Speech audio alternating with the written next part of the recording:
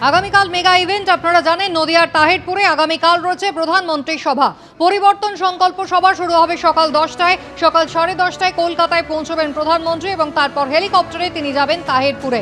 সরকারি কর্মসূচি রয়েছে এবং তারপরে মতুয়াদের উদ্দেশ্যে কি বার্তা দেন প্রধানমন্ত্রী তারই অপেক্ষায় সকলে।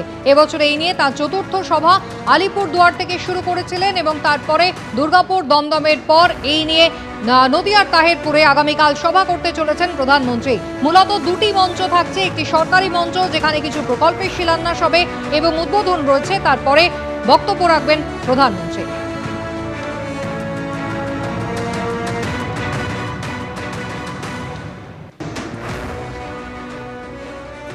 রানাঘাটের বিজেপি সাংসদ জগন্নাথ সরকার তিনি কি জানিয়েছেন প্রধানমন্ত্রীর আগামীকালের এই কর্মসূচি নিয়ে দেখুন।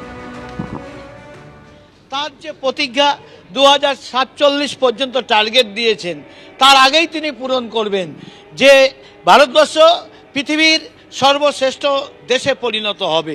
আর সেই কাজ তিনি করার জন্য একদম কটিবদ্ধ। আর সেই কারণেই তার আশাটা আরও গুরুত্ব বাড়িয়ে দিয়েছে।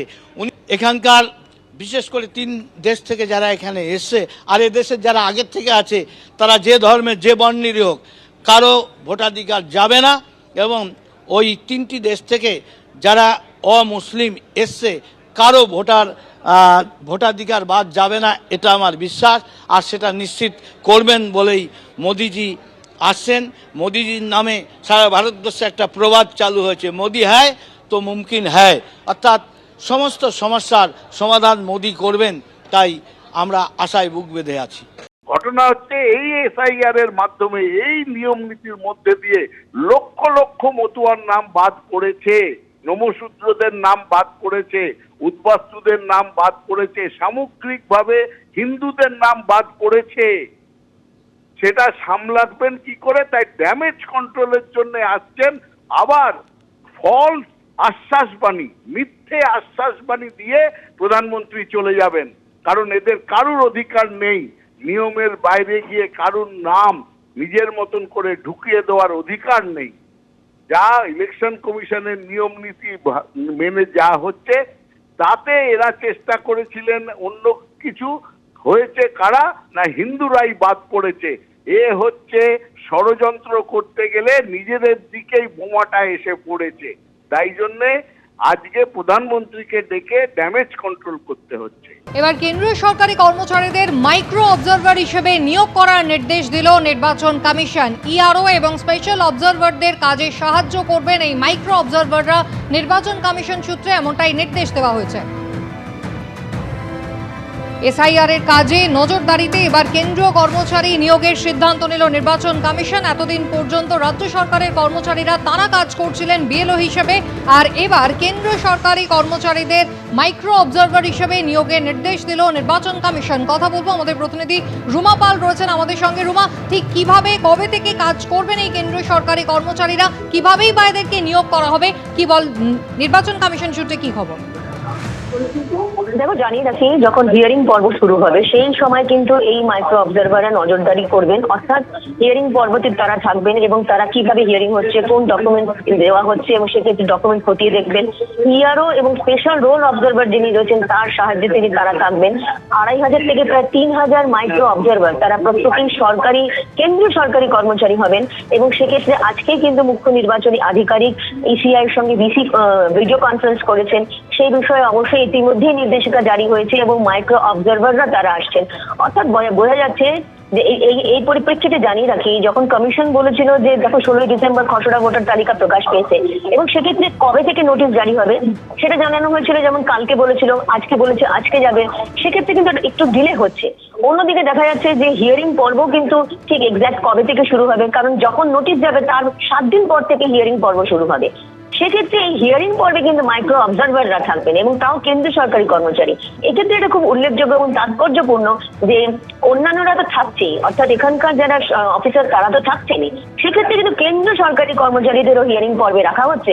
অর্থাৎ হিয়ারিং পর্ব যাতে সুষ্ঠুভাবে হয় এবং হিয়ারিং পর্বেও যাতে কোনো এমন যেন না হয় যে ক্ষেত্রে প্রশ্ন উঠতে পারে যে কোনোভাবে কারোর নাম ইনক্লুড করা হয়েছে বা কোনো ক্ষেত্রে যদি অভিযোগ আসে সেই অভিযোগ যাতে না আসে, সেই কারণে কিন্তু এইভাবে নজরদারি করা হবে এবং এমনটাই কিন্তু নির্বাচন কমিশন জানিয়েছে। এবং সেক্ষেত্রে ইতিমধ্যেই নির্দেশিকা জারি হয়েছে, 2500 থেকে প্রায় 3000 মাইক্রো অবজারভার থাকছেন শুনানি পর্বে। রুমা, ধন্যবাদ। এসআইআর আবহে স্কুলে স্কুলে তৈরি হচ্ছে শিক্ষক সংকট, আর সামনে রয়েছে মাধ্যমিক পরীক্ষা। সেই কারণে এবার নির্বাচন কমিশনকে চিঠি দিল মধ্যশিক্ষা পর্ষদ। মধ্যশিক্ষা পর্ষদের এই পদক্ষেপকে সমর্থন জানিয়েছেন শিক্ষামন্ত্রী ব্রাত্য বসু। চিঠি না দিয়ে শিক্ষক শিক্ষিকাদের ভোটের কাজে ব্যবহার করা হচ্ছে অভিযোগ করেছেন ব্রাত্য বসু।